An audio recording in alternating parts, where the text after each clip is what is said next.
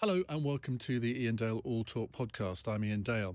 Today we're going to talk to somebody who's been in the Westminster lobby for 40 years, almost exactly, celebrated his 40th anniversary a couple of weeks ago. It is, of course, John Craig, Chief Political Correspondent at Sky News. Welcome, John. Thank you. That's quite a milestone, isn't it? If you'd said to me on January the 11th, I think it was, 1982, I was aged 24, I'd just come down from the Evening Gazette in Middlesbrough to join the Thomson Regional Newspaper's parliamentary team. If you'd said to me then, you'll still be there 40 years later, I said, nah, don't be daft.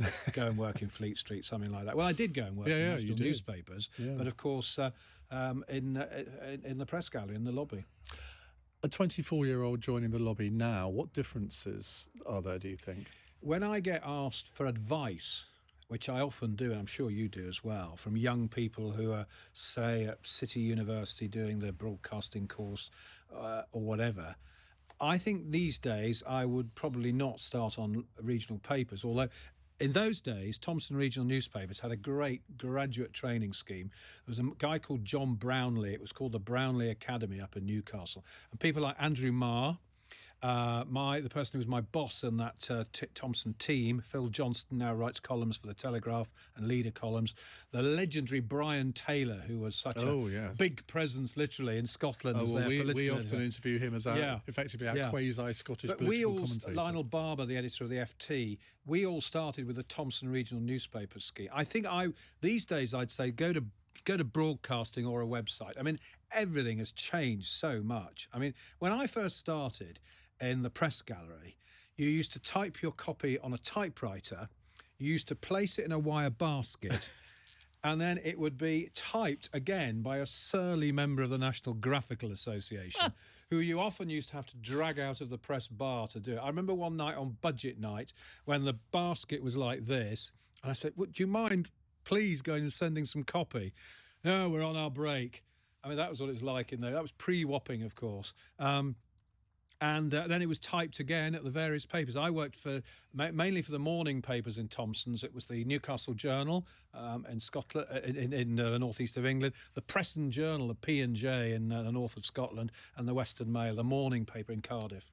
Because one thing I didn't know about you is that you are actually a northerner. Born in the Wirral. Yeah. Clatterbridge Hospital in the Wirral South constituency, currently held by Alison McGovern.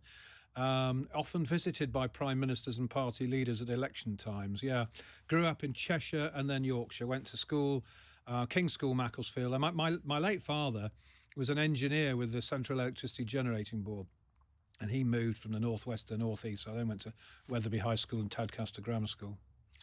Because I can't trace any semblance of a northern accent with you. I suppose at 18 I went to Southampton University, and I've lived in the south of England ever since I was 18. That's probably why. And also, this is my broadcasting voice, Ian. Oh, you have a different one, do you? Oh, probably. My wife says, oh, you sound all northern. I say, on the telly I don't. Which is actually, if you think about it nowadays, I think it's an advantage to have a regional accent in the media. Even newsreaders now, I mean, 20 years ago, all newsreaders on BBC or commercial, they would have all been expected to have a standard accent. Whereas now, it's almost spot the received pronunciation. In broadcasting, there have long been, haven't there, broadcasters from Scotland and Northern Ireland in particular, I'm thinking of. I mean, I remember the great John Cole, who was the BBC political... Undoubtedly, Mrs. Thatcher. Indeed. And, of course, the BBC had Scots. We mentioned Brian Taylor, but Andrew Marr. And I suppose these days on the BBC, you've got Hugh Edwards and the great John Humphreys, who was on the Today programme for years and years and years. And are there strong northern accents? Not that many, it has to be said, in broadcasting. Yes, you're right. There was a time when, Nadine Dorries was talking about this in her statement on the BBC in the Commons when she was talking about freezing the licence fee. She's talking about the London bubble. And I remember Oliver Dowden, when he was Culture Secretary, was going on about the BBC needed to get out of London more and reflect the views of people out in the regions much more. Well, you see, I started working for regional papers, so I got to know all the Northeast a lot of the Northeast MPs in those days were people from a local government background. They were real Geordie characters, some of them. And, of course, there were some great Scots amongst the Scottish MPs as well. Then, of course, I suppose you'd say the Blair years, as well as Tony Blair in what was then the new seat of Sedgefield, you had people like Stephen Byers came into Parliament, Alan Milburn, although he was quite a Geordie, Alan Milburn. I mean, he famously worked in that legendary, you might say, notorious bookshop on Tyneside. Yes. Days of Hope, which, of course, was known as Haze of Dope, for obvious reasons. Yeah, when I ran a bookshop, it wasn't quite like that. You ran a magnificent bookshop. That's where you and I first met. It was, yes. Yeah, great shop. Let's take you back to 1982, when you first came to the Houses of Parliament. Had you always wanted to be a journalist? Yes. Well, when I say yes, when I went to university and did law, and at that point, I think at 18, I wanted to go on and become a solicitor. That's certainly what my parents wanted. Yeah. But of course, like so many people who are now journalists, I got involved with a student paper. It was called Wessex News. I look at it back now and think, oh, it was awful. And more I thought, oh, this is what I want to do. So I applied for all the various graduate training schemes, of which at the time there was the Thomson one, which was seen as a really good one. The BBC, there was Westminster Press, there was the Mirror Group, where people like Alistair Campbell started. And Alistair and I are roughly the same age. And what happened was, in my third year, I got elected Students' Union president. And I had to ring up various people and say, look, I want to defer my application for your graduate training scheme. And they all said, with one exception, oh, you'll have to apply again. And Thomson said, don't worry about it, we will keep a place for you. So I went to Thomson Regional Newspapers, and it was a great place to start. The North East, great place to start as a journalist. And there's all those papers up there, the Thomson papers. I think they went into Trinity Mirror at one point, I think. You have the Journal, the morning paper. They were broadsheet in those days, the Chronicle, the evening paper, and there's a paper called the Sunday Sun. That's why the Sun on Sunday is not called the Sunday Sun, because there's a regional paper up there. And it was great fun. It was great training. We used to go on district drives to places like Blythe in Northumberland and come back with as many stories as we could. I mean, you talk to Andy Marr, he'll tell you the same stories. It was a great way to start. You see, modern-day journalists don't have that experience, do they? It's actually comparatively rare now for a regional journalist to break into the national lobby, and yet you have all that experience there. I think there are some, aren't there? But not as many as they used to be. No. I mean, a lot of the younger people go on work for the political websites now, which is fine. And the whole nature of political reporting has changed, of course, because it's so much more immediate. I mean, working on a morning paper, you'd file in the afternoon. These days, if you're a political correspondent on a regional or a national paper, you're knocking out copy for a website first thing in the morning to last thing at night. It's all very different now. In those days, how many stories a day did I write? I can't remember now, but I suppose quite a few. And regional papers in those days were really strong, some of them. I mean, there are great titles like the Yorkshire Post was a great provincial paper. That, I think I'm right in saying, is still broadsheet, whereas a lot of papers, when I was working for papers like the Thomson papers, the P&J was broadsheet, the Western Mail was broadsheet, the Journal was broadsheet, the Scotsman was broadsheet in those days, and the Belfast Telegraph, all the big titles of Thomson regional newspapers were all broadsheet and quite successful, but obviously that's all changed. And also, MPs were obsessed with servicing their local newspaper. And I started a job as a researcher in the Commons 3 years after you went there for Patrick Thompson, who was a Norwich MP. Remember him? And the EDP, I mean, that was the Eastern Holy Daily Grail. Press. He was far more interested in getting a story in that than he was in a national newspaper. I remember, take the Journal, for example. Alan Beath was the MP, the Liberal MP in those days for Berwick, which, of course, is a vast rural constituency. And, of course, it was known up the North East as the Farmer's Bible. So stories about rural Northumberland. I used to fill the county edition with stories about Alan Beath. But also, I mean, the other thing, of course, in 1983, Sedgefield was the last constituency to select, because it was a brand new constituency. And there were people like Sid Wheel, a former NUR General Secretary, Les Huckfield, who I think had lost his seat, and of course Tony Blair, who had fought the Beaconsfield by-election in '82 and by all accounts done quite well, got selected. So one of the great advantages for me was that I knew Tony Blair well from the day he was elected in 1983. And I also remember working on regional papers, a bit of advice from a guy called John Deans, who worked for the, after Thomson Regional Newspapers, he was the chief political correspondent, went on to the Daily Record, in the Scottish paper, and then for many years the Daily Mail. His advice was stick close to these local MPs because when you're on a national newspaper, they'll be in the cabinet.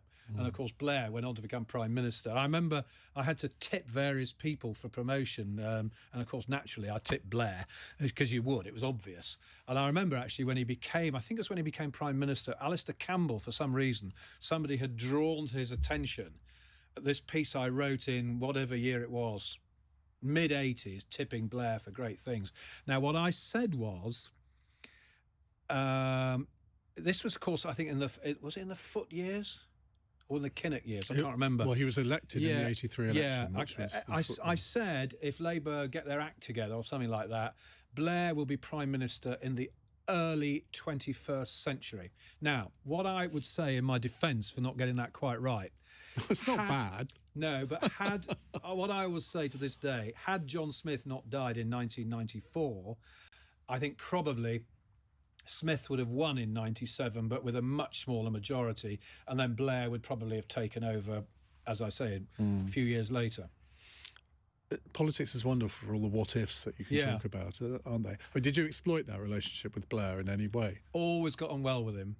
If ever I turned up to something and he didn't want to do interviews, I don't think he ever turned me down. And that's very useful, isn't it? And in many ways, that opens things up to new jobs, doesn't it? When somebody knows that you are close to the Prime Minister. Yeah. I've often said also, not who you are, it's who you work for. At Sky News, if people want to get something out into the public domain quickly, they come to us. And as you'll know this, there are certain stories which lend themselves to Sunday papers. Yeah. There are certain stories that perhaps lend themselves to radio. Your evening show, for example. I always remember when I went to the Sunday Times. The Sunday Times was my first national newspaper in 1986. And I suddenly found Norman Tebbit was party chairman. And Norman Tebbit would suddenly ring me, and I thought, gosh, this didn't happen before. The other thing I remember was when I went. Did it strike fear into you? Well, pussycat. He's got the limpest handshake, hasn't he, Norman Tebbit? I never really thought about that. No, actually. He really does. I can think of one other politician now deceased who had a very limp handshake. But I remember I worked for the late and many would say unlamented Today newspaper, and that relations with Conservative politicians were not great. And then I went to the Daily Express, and suddenly Tory cabinet ministers were talking to me again. So it's not who you are, it's who you work for. I've never sort of arrogantly thought that it's because of who I am, it's who I work for. Well, it is partly who you are, because I think politicians do tend to gravitate to people that they like. They're human beings just like anybody else. And you've always been, certainly in my experience, somebody who, comes across as a nice guy. So do my best. There are plenty of journalists I would not necessarily say that about, and I think they suffer from that. But then they would in any other walk of life as well. I noticed that you and I were the only two journalists who got an interview with Barry Gardner. Beijing Barry, as they're now called. I was furious that he did you first. What were you furious about? Well, because I persuaded him to do it. Well, I had to persuade him as well. No. But see, he had said no first of all. Yes. And his team had said no. Yes. And so I said to because my producer, Robbie, had gone to him. We should explain, for people who are listening to this in 2 years' time, Barry Gardner was involved in a Labour MP, involved in a scandal about taking donations from somebody who turned out to be, shall we say, rather close to the Chinese Conservative Party. And she was a spy. Well, she was. Yeah, she was a spy, according to MI5. Depends on your definition. Letter to MPs. Yeah, and so I said to Robbie, my producer, when they said no, I said, okay, leave it to me. So I WhatsApped Barry and I said, look, you're going to have to say something at some point. You might as well say it today, get it out of the way, and say it to somebody who you know is not going to stitch you up. So I said, let me think about it. So they came back and they said, Yeah, we will do it, but we're going to do John Craig on Sky first. I was thinking, you tosser. Are you referring to Barry or me I there? couldn't possibly comment. So, of course, I then spent 20 minutes. He said, it's only going to be 5 minutes with John Craig. And I thought, I know John Craig is. Well, he's going to eke out as much of this as he can. It's one of those. I mean, sometimes, because we're a 24-hour news channel, we're not what they call in TV built programmes. You can, if something's good, keep it going. And the gallery was saying, keep this going, keep this going. I mean, sometimes I've been in the central lobby interviewing MPs, and you thought the interview's coming to a natural end, and the gallery say, the next guest hasn't turned up. Can you keep this going? But that did not happen on this occasion. No, and it was, I was sitting there thinking, oh, God, how am I going to top this? I can't think of any questions that I can ask that he hasn't already been asked. But it was quite an evening in many ways. Technology. You mentioned there when you first started in the Commons, it was sort of you typed something out and then somebody else had to file it. Yeah.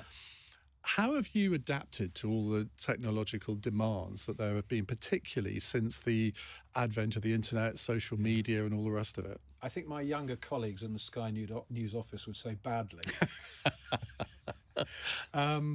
So, I mean, the first development, I suppose, was when we got those machines called Tandies. Do you remember those? No. They were little laptops. And I remember, I think it was when I was on the...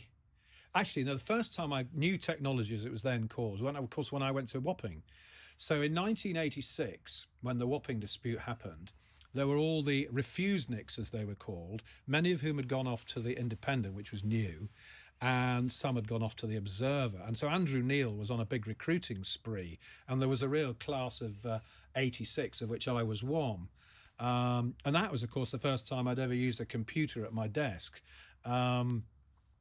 And it was great. I mean, compared with a typewriter, as you know, the computer, I mean, if you make a mistake when you've got a piece of paper and carbon, you've probably got to type it all again. But you can correct your mistakes. So there's no excuse for sloppy copy, bad punctuation or anything like that. So, yes, that was the first time. So I suppose in that respect, I was a bit of a pioneer because I'd gone to work at Wapping.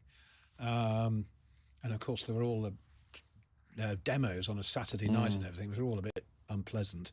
Then I went to the Today newspaper. That's when we had Tandies in the press gallery. And they were the first colour newspaper, weren't they? They were. They were launched by Eddie Shah. Yeah. But by the time I went there, David Montgomery was the editor. And it was part of the News International company at that time. And then I went to the Daily Express. And of course, technology was moving on. I mean, the other great change was mobile phones, of course.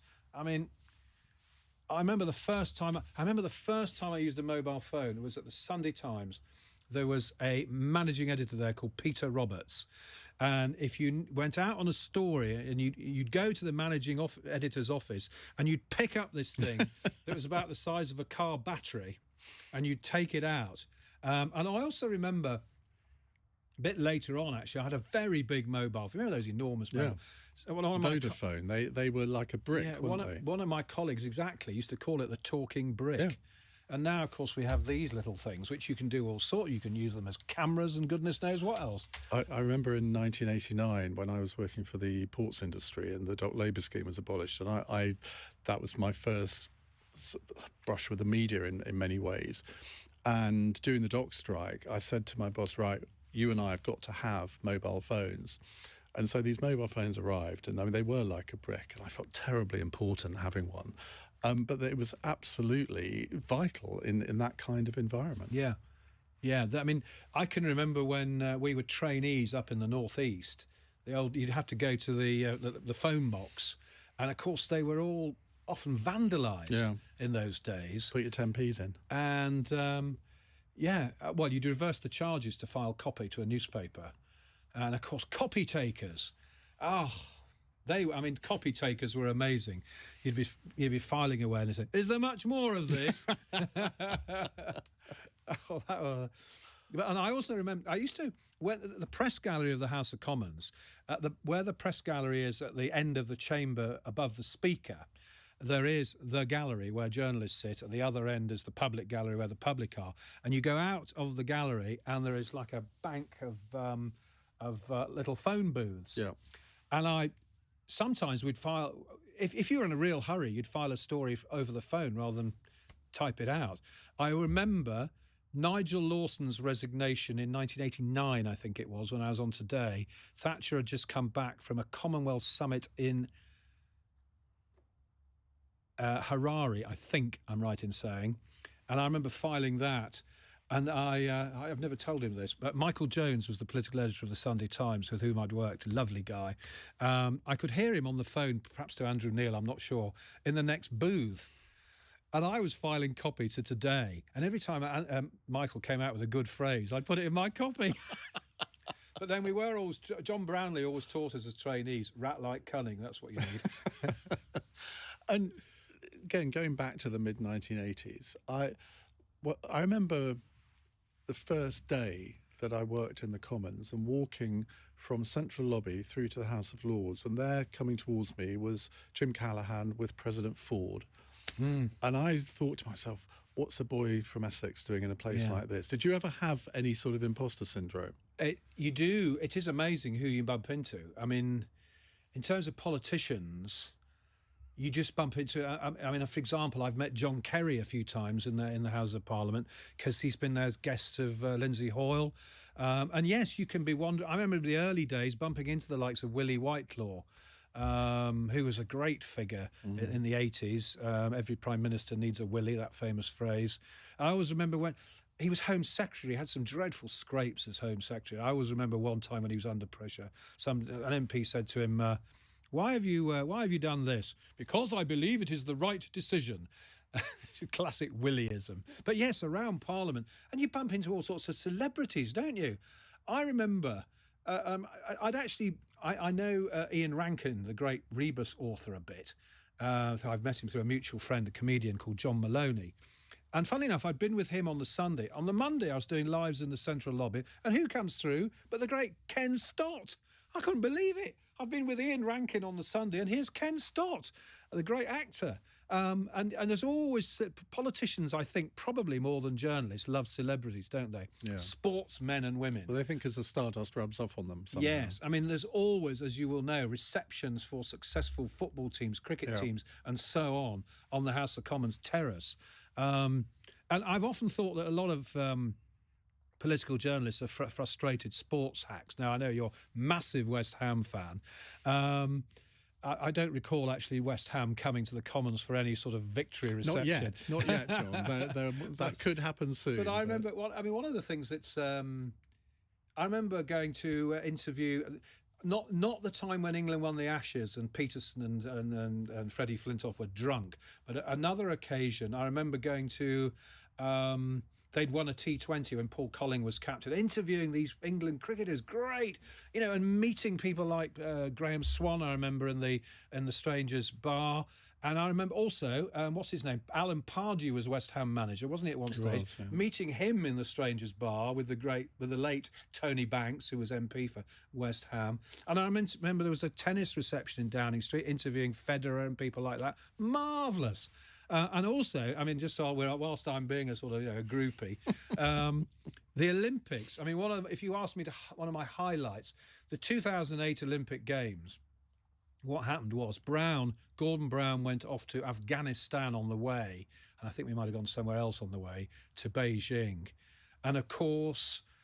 We were broadcast. Kay Burley was presenting. We were broadcasting a lot from Beijing, including that last night when Boris Johnson, who was then Mayor of London, made that whiff-waff speech. Do you remember that? Yeah. And I remember interviewing David Beckham that night because, of course, it was all about the next Olympics too. And I remember interviewing Beckham and Beckham was, oh, Sir Alex, like a father to me. And on the plane coming back, I told Gordon Brown this story, and Gordon said, well, that's funny because he told me that if Sir Alex was managing the Great Britain football team, he wouldn't pick me. Yeah, they did have a bit of a falling out, didn't they? So foreign trips are obviously a great highlight. I remember a great trip with Blair to California when Schwarzenegger was governor, wasn't he, of California. And I remember asking Blair a question which Schwarzenegger, at a press conference, which Schwarzenegger thought was a bit hostile. He said, hey, you shouldn't be talking to your Prime Minister like that. And then I remember a few years later when David Cameron took Schwarzenegger to a meeting of the 1922 committee. And we're all out in the corridor, there's Cameron and Schwarzenegger. And one of Schwarzenegger's team said to him, "That's that guy who asked Blair that question." And he remembered that was Cameron, of course, thought that was hilarious. It's great. It's all great fun. I mean, I always the very first big story I remember in 1982 was Mark Thatcher getting lost in the desert. Do you remember that was a big story at the time? Yeah, massive. And I remember Bernard Ingham coming into the press gallery to do a briefing, which was amazing at the time. And then, of course, 1982 was the year of the Falklands War. I mean, that was a dramatic period in Parliament. The Commons sat on Easter Saturday and went right through to June when the surrender of the Argentinians at Port Stanley. I remember the intro that we filed, our team. "The white flag of surrender was flying over Port Stanley last night." Rejoice. Point paragraph. Now, rejoice was when they took South Georgia. I know. Yeah. And Bernard's briefings, and there were the briefings at the MOD by that civil service. Ian MacDonald, yes. That's right. Yeah. I think he died recently. I think so, yes. I mean, it was an amazing time. But you see, this is why I think that you have been in the lobby at, I mean, if you had to pick any 40 years, you would have picked this 40 years, wouldn't you? I mean, going from the Falklands War right through to Brexit and the shenanigans that are going on at the moment. I sometimes think, or I used to think, I wish I'd perhaps been in Fleet Street a bit earlier, in the sort of the glory days of Fleet Street, rather than a bit when I was there. Could your liver have coped? Don't know. Don't know. I mean, of course, the thing about working in broadcasting, of course, is don't drink on work days, apart from the odd glass of something at a party conference, perhaps. But yeah, an exciting period. Well, Thatcher, her downfall in 1990. I was one of the journalists there in the courtyard of the British Embassy in the Rue Faubourg. Because all we remember is John Sargent and a little bit of Peter Allen. Yes. Yes. Bernard Ingham, Sargi was doing a broadcast, and I remember Bernard coming out and pushing Sargi out of the way, as I recall. And was that when she said, we fight on, we fight to win? I can't remember. No, that wasn't. That was she said, it is my intention to go in the second round. Yeah, the fight on, fight to win was, I think, the next day. So that was dramatic. And then I remember coming back, and I think it was the next night that all the cabinet ministers went into her room, and many of them said to her the game was up. And I also remember I just joined Sky, well, in 2003. Of course, we had the Iraq War. Whenever I get a new job, there seems to be a war. Falklands at 82, Sky, Iraq. I remember being in the members' lobby, and do you remember we were all waiting to see if there were enough letters to whoever the chairman of the 22 committee was then. I can't remember. Was it Spicer? I can't remember. And I remember an MP telling, they've got there, and I think because they had so few MPs, I think it was only 25 or something they needed.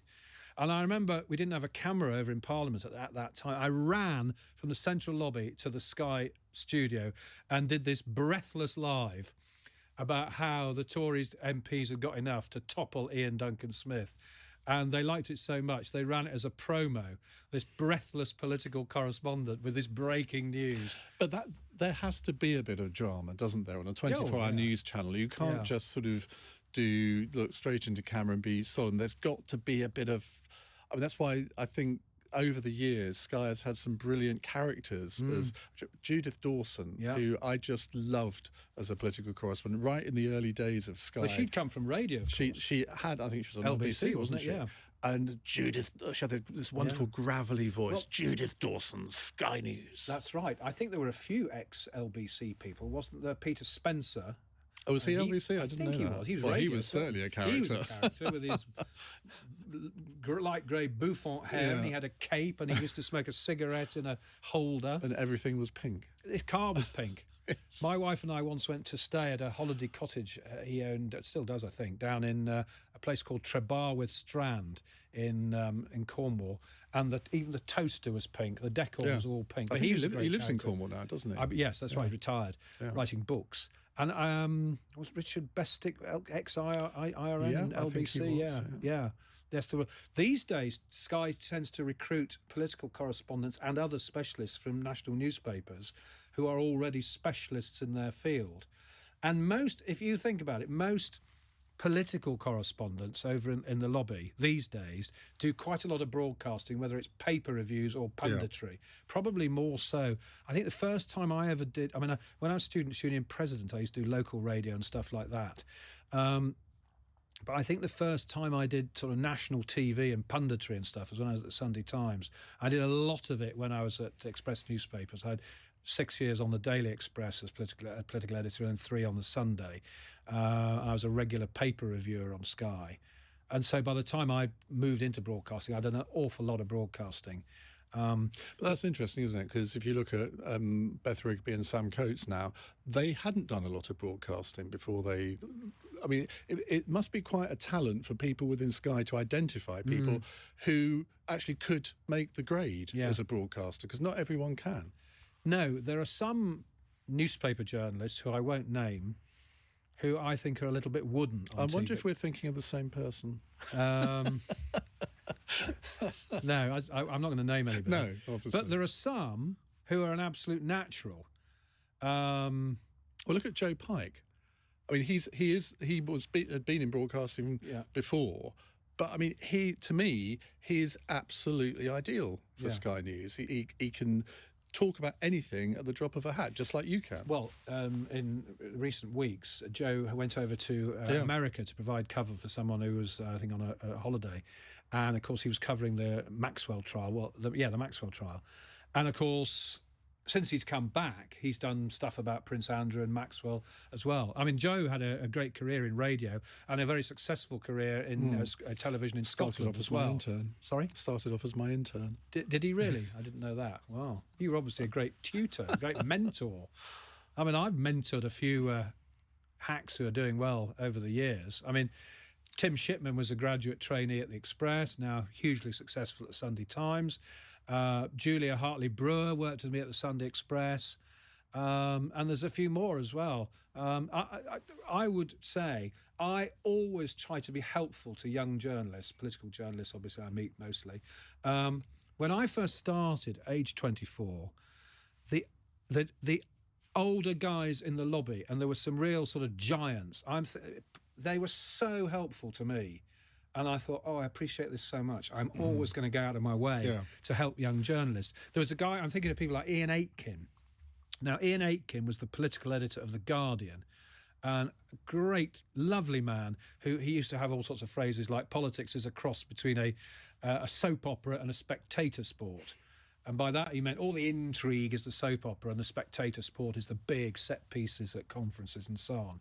But people like Iain Aitkin and some of the other national newspaper journalists, and in fact, when I was young, a little bit older on a national, but John Cole was always absolutely lovely and helpful towards me as well.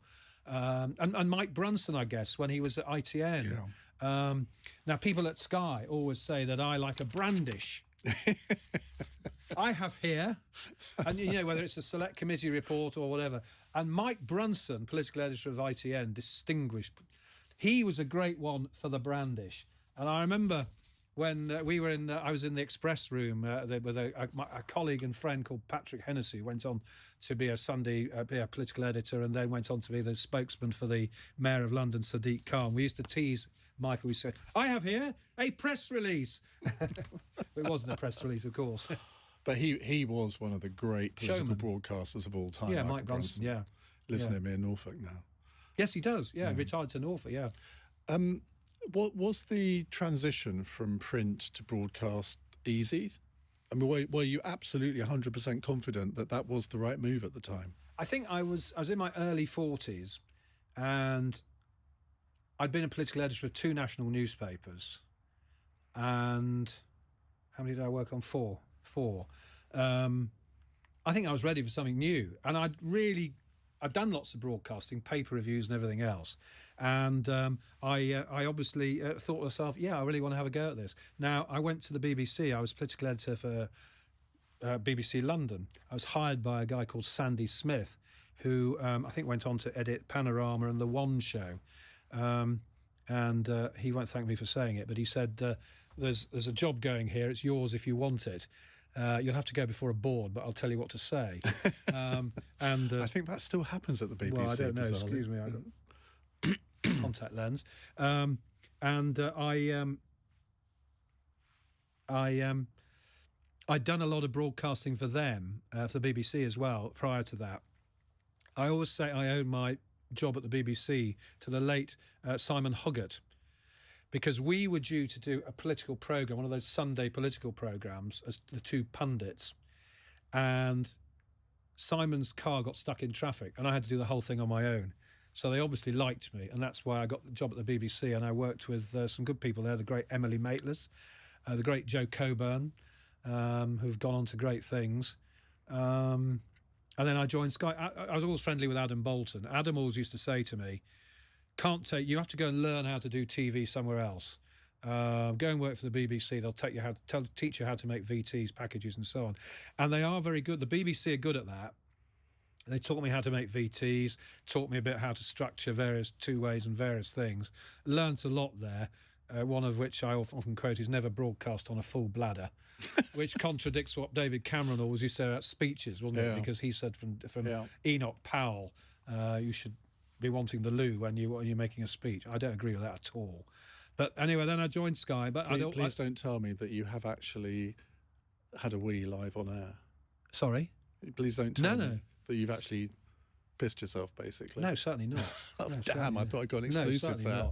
No, certainly not. Although, I mean, you may know this, anybody who has broadcast for hours and hours and hours in Downing Street will tell you there's no loos there. And it's worse for cameramen actually than it is for correspondents, because they're there for because the nearest loo from there presumably Red Line would be is it Red Line? I was going to say here in Fort Millbank. No, but, Red Line. You know the Red Line. You've got the doors there, and then there's a door there that goes up the stairs to the restaurant, and the gents is upstairs. Right. So you can actually go to the gents in the Red Line without actually going into the bar of the pub. Useful tip for you there. Well, should I ever broadcast from Downing Street, which I suspect is unlikely? Well, let's talk about broadcasting from Downing Street, because, I mean, that is filler-tastic, isn't it? I mean, you can be there for... I mean, I've seen you do it. I remember Chris Mason doing one. I don't think he was in Downing Street. He's a rising star. He really is. He was in the studio and he had to literally fill for about 20 minutes, because all these press conferences, they always start late, don't they?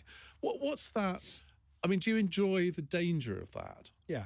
I don't see it as a danger. I mean, I have done over the years a lot of that with Adam Bolton, him presenting, and all the two of us. I can think of lots and lots of occasions when that's happened. A recent one being, of course, the Dominic Cummings news conference in the back garden, which was May 2020, was it? Yeah. And he was so late. Adam and I had to fill for absolutely ages. I also remember another occasion when Blair made his announcement that he was going to step down when he was up at a school up in Maida Vale or somewhere, and he was late. And I remember an Ian Duncan Smith speech at the Sage in Gateshead at the Spring Forum of the Tory Party. Having to... Sometimes... I mean, you need it. I mean, one of Adam Bolton's great phrases is a two-way should be a dialogue, not a monologue. And some people have suggested that I perhaps turn it into a monologue sometimes. But if you've got a good presenter, you can bounce off. It works great. I mean, I've done a lot of two-ways recently with Dermot Murnaghan, for example, during all those votes in Parliament in, 2019, wasn't it? And Dermot and I would have to fill for ages and ages. But that day with Adam, it was Adam, the day of the Cummings news conference.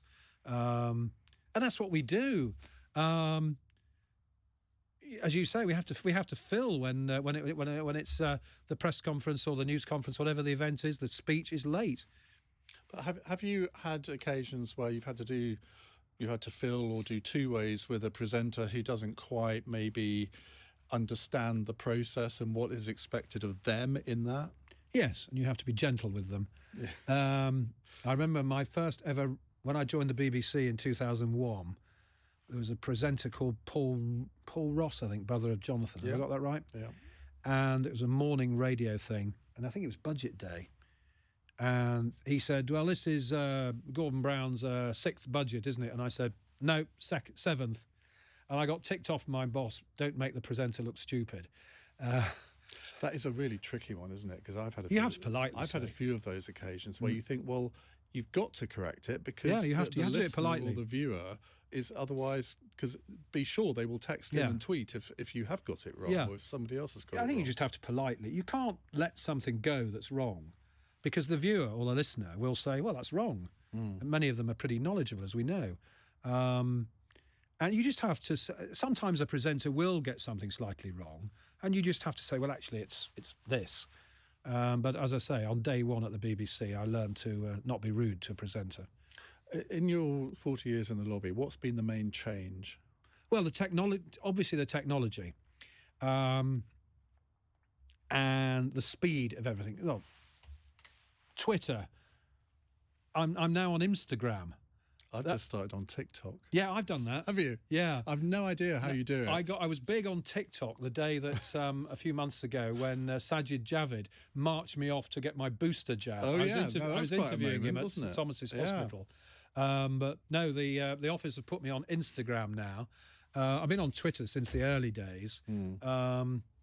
But I was talking to my good friend Chris Hope from the Daily Telegraph, and he was saying in a very nice way, oh, it's not like it was in your day on a national newspaper. I was political editor of the Daily Express for quite a few years.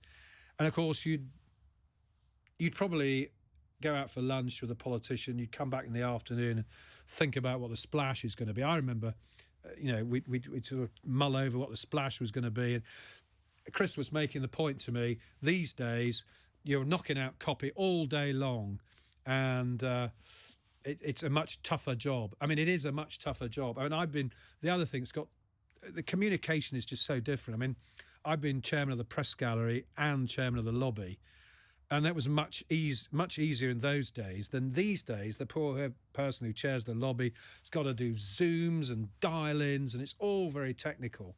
And I think as a journalist now, I mean, I'm fortunate that I have younger colleagues to help me with Instagram and all things technical in the office.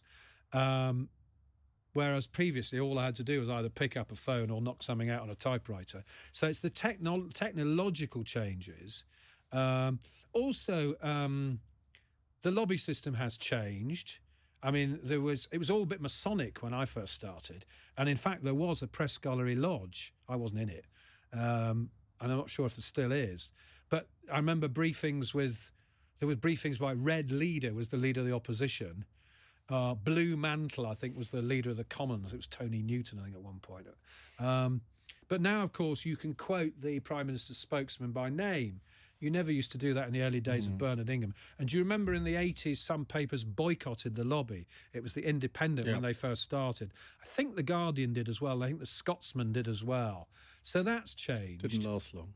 No. And also... But the technological change is the big thing, obviously. But the fact that there's now so many female political journalists, that has changed things too. I mean, do you remember back in, the early 90s, Paul Routledge used to call the women journalists, because they used to meet together, the leisure lobby. Can you imagine someone saying that now? I didn't know Paul said that. I know he did. Well, I don't think no, he did. He absolutely did. And Paul Routledge, great survivor, still writing for them. Yeah, no, absolutely. In his 70s. There were. I mean, I remember Julia Langdon was a leading light of the lobby when I first started. Eleanor Goodman worked for the Financial Times. But they were the exceptions, weren't they? Yes, yes. There was a time, I think, when the daily papers didn't have any female political editors. Well, now there are quite a few. And, of course, at the moment, we have Beth Rigby, political editor of Sky News. Laura Koonsberg has been for the last few years political editor of the BBC. Far more, yes, there are far more women political journalists now, possibly because employers are better with childcare, maternity leave, I don't know. But that is a big change. I've always said, when I was, in charge of teams like on the Daily Express, I always wanted at least one woman on the team because it's just healthy to have a mix. And there was the Sun years and years ago had a political correspondent. It was Catherine Evans, I think her name was, going back to the Trevor Kavanagh days. And the Star had, in fact, Jill Hartley worked on the Star and she was at the Sunday Times when I was there. So it's not true that there were no women, there were far fewer. And you're absolutely, that's been a big change, yes. Healthy. What's been the most memorable moment of your 40 years? So if you look back on all the stories that you've covered. There've been a few. I mean, there's been Kissed live on TV by Joanna Lumley. I would remember that. That was the day of that Gurkhas vote in 2009, whenever it was. Jeremy Thompson was presenting. It's the day they won the vote. And I interviewed Joanna Lumley. And at the end of the interview, I turned back to the camera and she gave me a big kiss. I got the photo. And Jeremy Thompson in the studio was burst out laughing. That was a highlight. He was a great presenter. Yes. That Olympic Games was great. That trip to California was great. Some foreign trips have been quite memorable. There was one when Major was in great difficulty, and I remember we all got Gus O'Donnell completely drunk in a hotel room in somewhere in the Far East. I think it was Kuala Lumpur. And the next day, I think he had something like 33 messages from Major on his phone. Call me urgent. There was the time when Emily Maitlis and I were introduced to the Queen at the opening of the City Hall when Livingston was mayor, and Trevor, who of course now is a colleague at Sky News, who was chairman of the GLA, I think at the time, "Ma'am, this is Emily Maitlis and John Craig from the BBC." And Philip and the Queen just looked us up and just walked on without saying a word. What a snub. What a snub. Going to interview Sir Alex Ferguson. I was saying a lot of political correspondence. At the 2010 Labour Party conference, Manchester, when Sir Alex was boycotting the BBC because of row over his son, a football agent, I think. So I was the pool interviewer because Ed Miliband just been elected. He went to Carrington, the training ground, for what was described as an audience with Fergie. Now, there's a guy called Philip Townsend who used to be a press officer in Whitehall DCMS, went to become head of news at Manchester United. So he organised all this. And the night before I went to Carrington to interview Fergie, we'd been having a drink, a few of us, in one of those bars, the Hilton in Manchester, that really tall block. And he'd been telling us all about these rows Fergie has with journalists at press conferences. I went, oh, God, what's this going to be like? And I thought, what am I going to do? What am I going to do? I thought, my late father was from Glasgow, Craig, Scottish name. And so I thought I will start off with Sir Alex by talking about my late father coming from Glasgow. It worked, an absolute treat.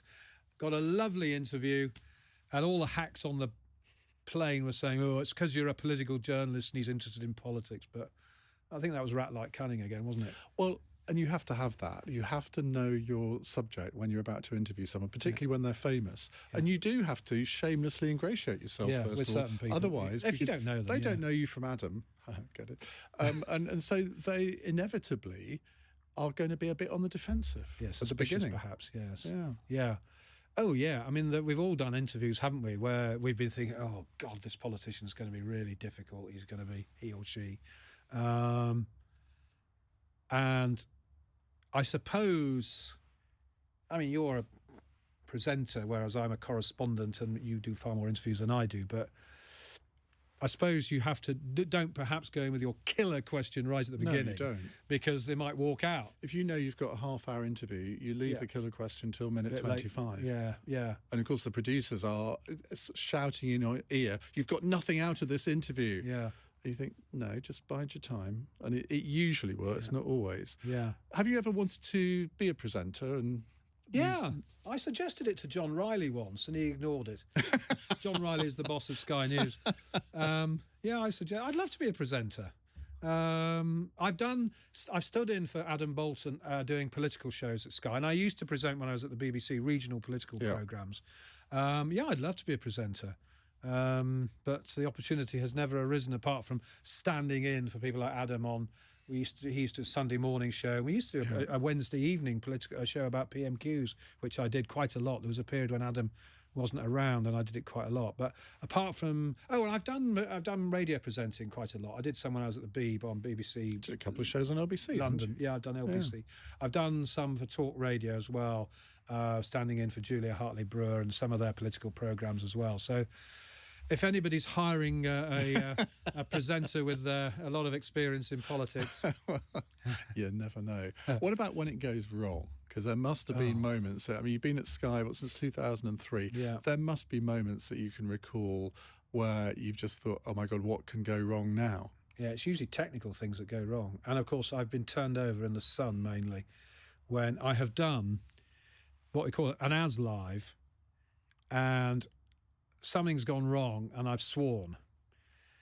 And the producer has put out the wrong version and not the flawless version. There was one when I swore, and then there was another one when I swore when the bongs of Big Ben went. And the producer put that one out. And then there was another occasion which... You sound like Boris Johnson blaming everyone else but yourself. Well, that's a bit harsh. There was one, I was interviewing Len McCluskey in Brighton a few years back at the TUC conference. Now, in Brighton, you've got that conference centre and there is a balcony right at the top overlooking the sea. You point the camera that way, you've got a lovely shot of the pier.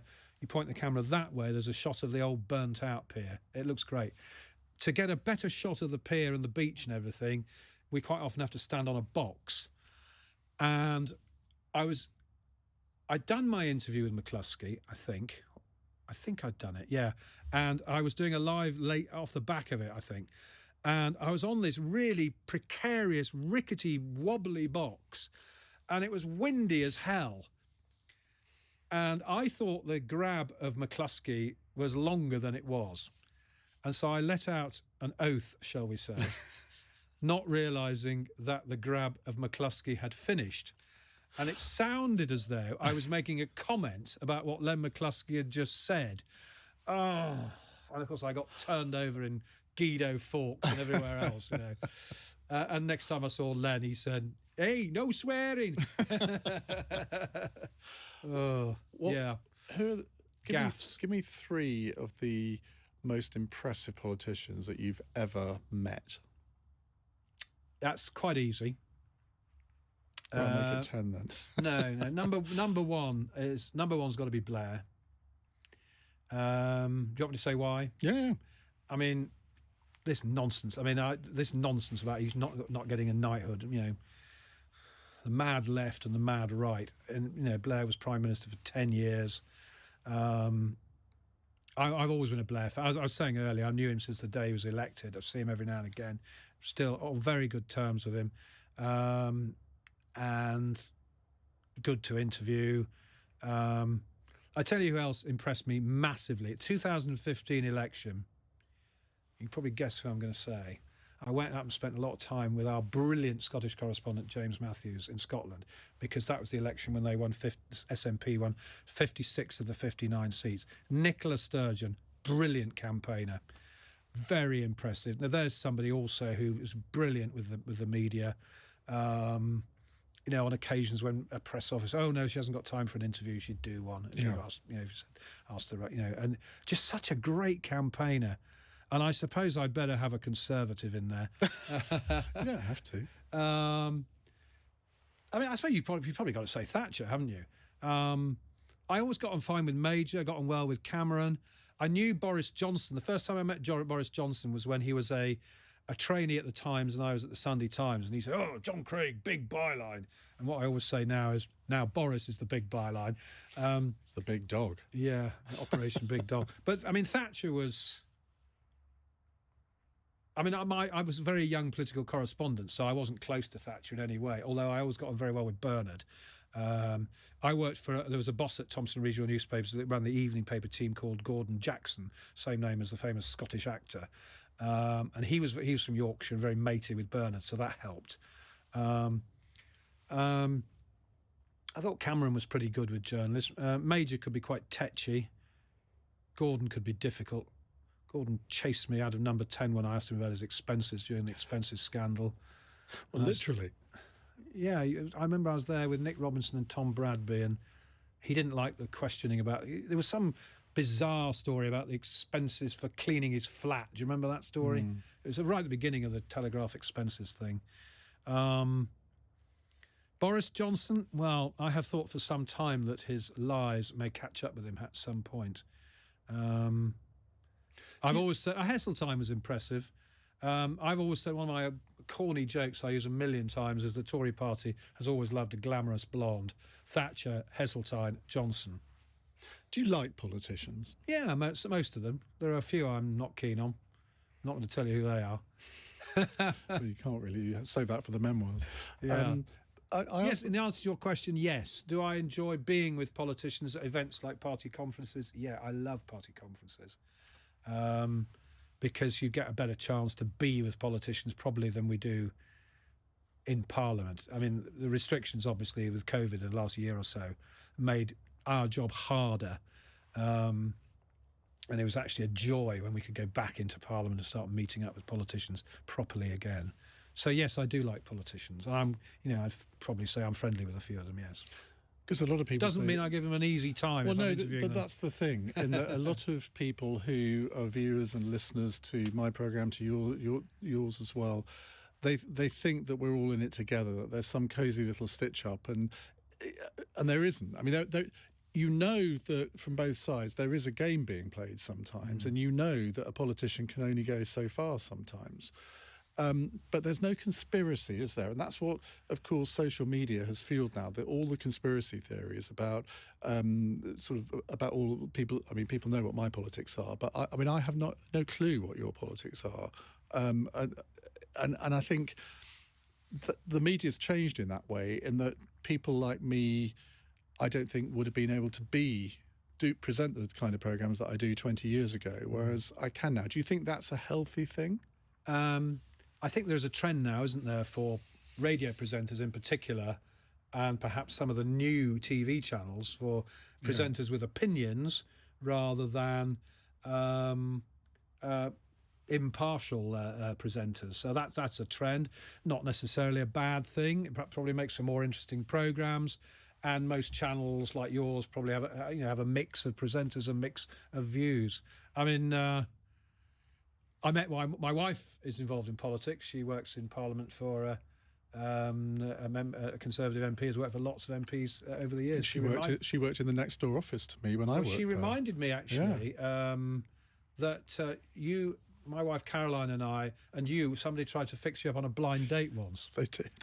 This is about 1986. Yeah, well, that's about she started working. She worked for Michael Aitkin for a long time. I think she was working for Richard Ryder. She worked for Richard Ryder, who I think was Geoffrey Howe's people, but went on to be Chief Whip, of course. Yeah.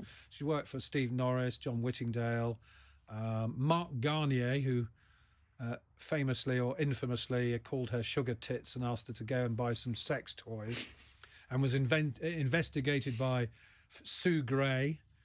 So Caroline was interviewed by Sue Gray. Mark Garnier had to apologise. She could make a few bob writing columns on that experience this week, couldn't she? Yes. She's working for an MP called Mark Logan now, who's the MP for Bolton North East. But so we met actually at the live point outside the Hilton, what's it called in Birmingham? Hyatt Regency, the tall.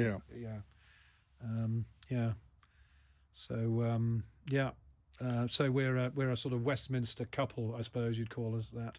Which probably works quite well in the sense that she knows what the pressures are on you, and you know what the pressures are on her. Yeah, it's the stuff she won't tell me, because she knows it'll be straight on the telly or on Twitter or wherever. Surely not. Yeah, she has to be discreet. It always is, of course. Well, it's been fascinating hearing so many fantastic anecdotes. I know everyone that's listening or watching will have enjoyed them, and I'm sure there'll be a few more to come. John Craig, thank you very much. Thank you for asking. Been a pleasure. Join us again next time on Iain Dale All Talk. Goodbye.